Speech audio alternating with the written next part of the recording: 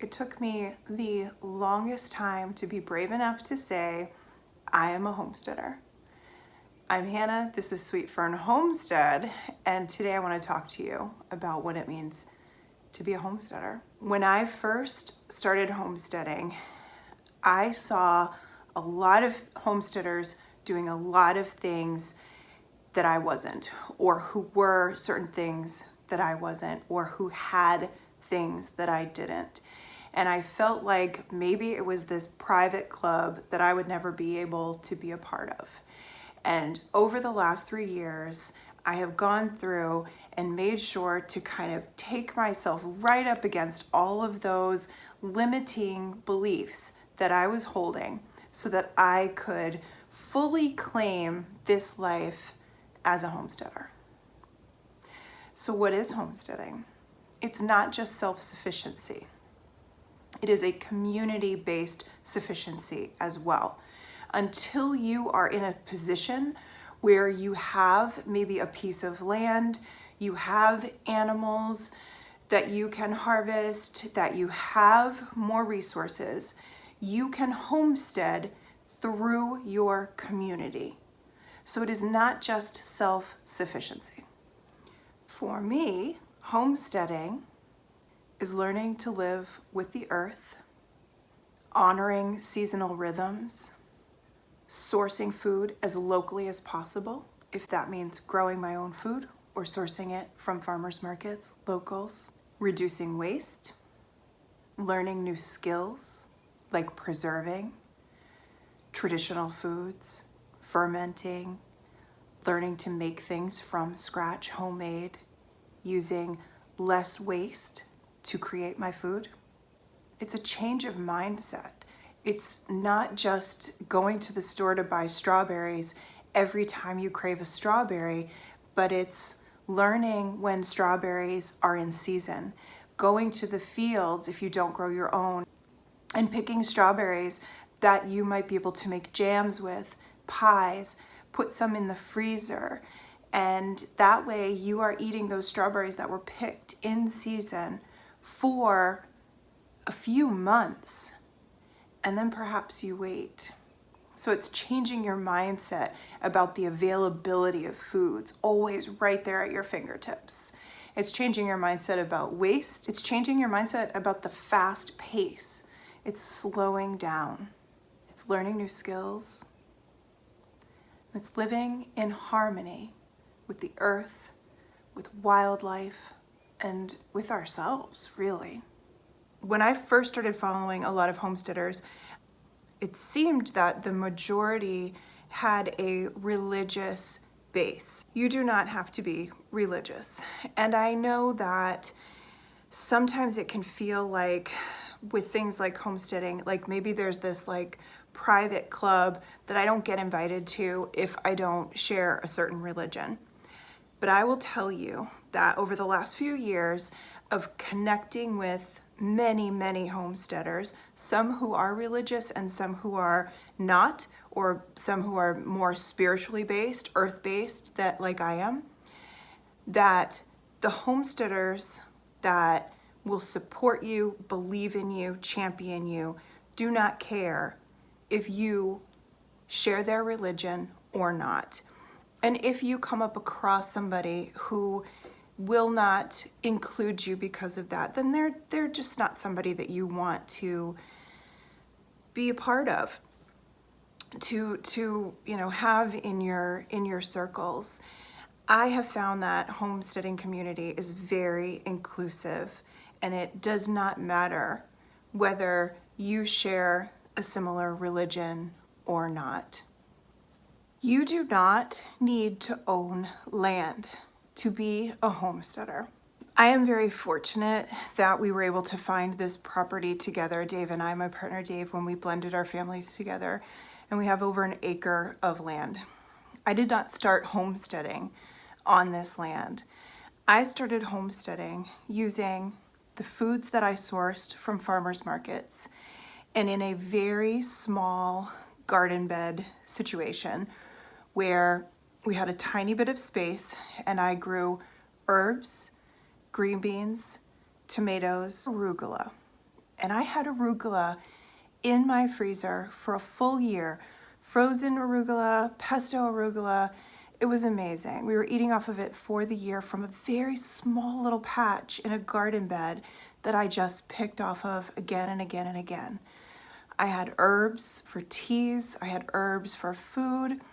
We grew some tomatoes, but mostly I would go to the farmer's market and ask for seconds. And seconds are tomatoes that aren't that pretty, that they want to sell in bulk, and you get a really good price for them. I canned tomatoes, I canned peaches. I would find peaches on sale and I would can those. Anything I could get my hands on in season. Anytime it was offered to go pick something, you pick apples, you pick blueberries. We went out. I had apples for 2 years, not from my own apple trees, which I have now, which will grow, probably give me apples in about 3 years, but from local orchards. All of that happened either from using someone else's land, like community-based, right, sufficiency, or from a very small space. You can also use grow bags. Grow bags are literally my best friend. When I don't have space in the ground, I use a grow bag. I grow potatoes, I grow tomatoes, I grow eggplant, I grow peppers, anything. You can grow squash, you can grow cucumbers. These grow bags are amazing. You do not have to have your own land to homestead. You do not need to eat wheat, dairy, meat to be a homesteader. This is a big one. I felt so left out of the sourdough club. I felt so left out of the raw milk, make your own cheese club, but I can't be part of that club because my body says so. Even raw milk hurts. I can tolerate some raw goat, but it is very hard to source raw goat anything around here. Someday I will have my own goats and I will be able to have goat milk and be part of that club where we make our own cheese and we have raw milk. But for now, I'm not. And that doesn't matter. It's not essential to being a homesteader. Now, meat. Yes, many homesteaders will eventually go on to raising their own meat, often starting with meat birds, moving on to maybe pigs, rabbits, that kind of thing. You can be a homesteader as a vegan, as a vegetarian. It is not a requirement. There is no club that says you have to. We are in a position right now where we source all of our meat from a local farm, grass-fed. You can purchase a quarter cow, a half cow, a pig. It's the only time that we're eating chicken is if we can get chicken as close to the source as possible. It's very expensive. So that is something that down the line we're going to look at. How can we, be able to grow our own meat birds? Right now, it's not possible for us. We live in suburbia. Where you live is where you start homesteading. Where you are now, who you are now, is how you start homesteading. You do not need to be a certain age, have a family, homeschool your kids to be a homesteader. You can be exactly who you are now.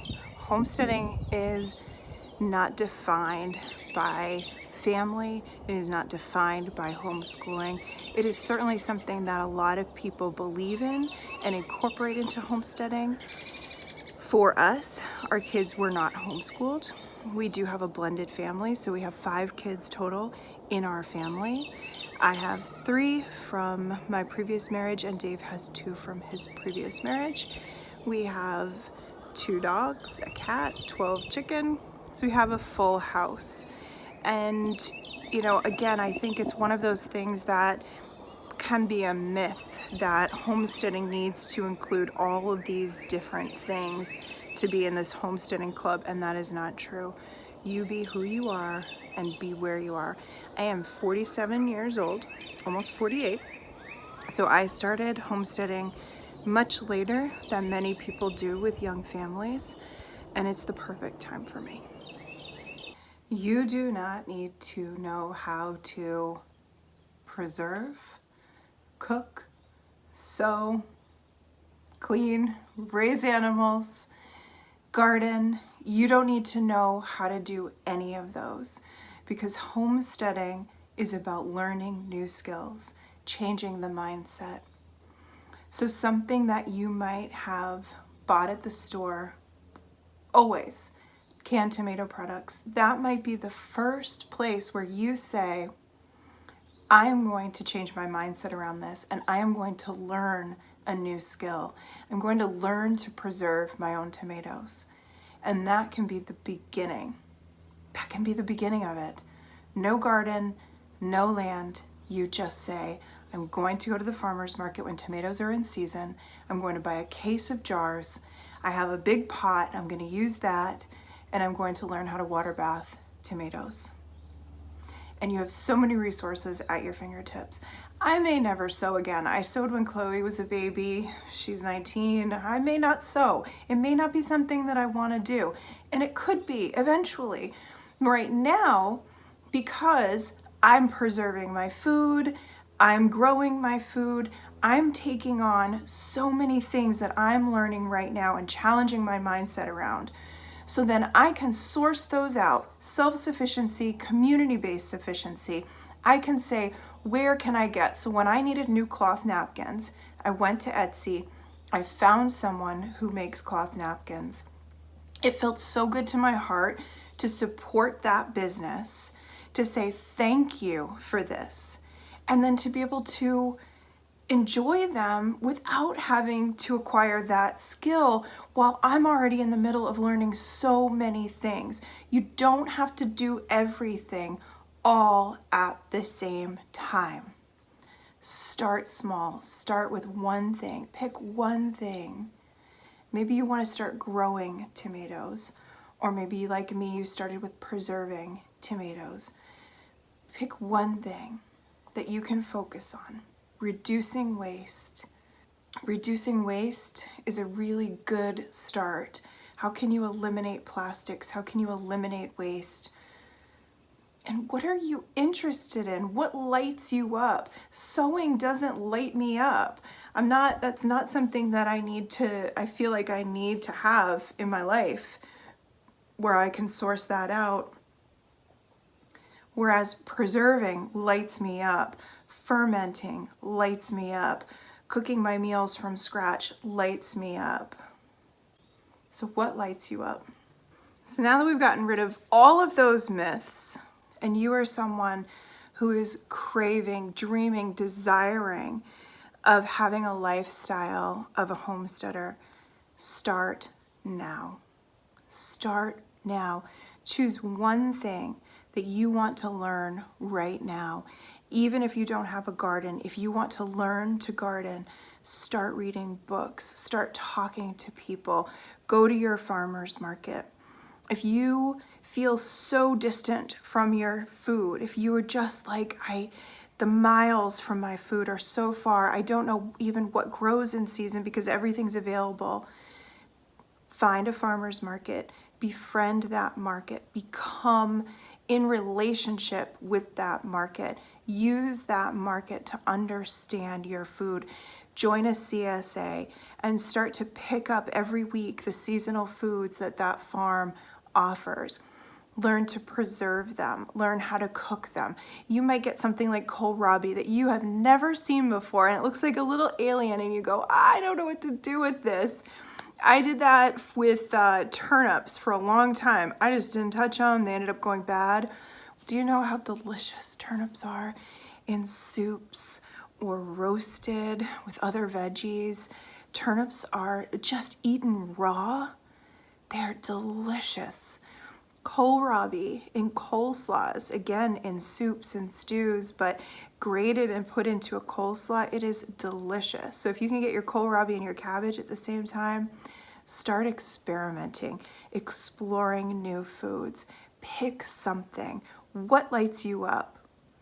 You can live a homesteader lifestyle without all of those things that you believe you have to have or be. You just start now. Thanks for being here. Appreciate you.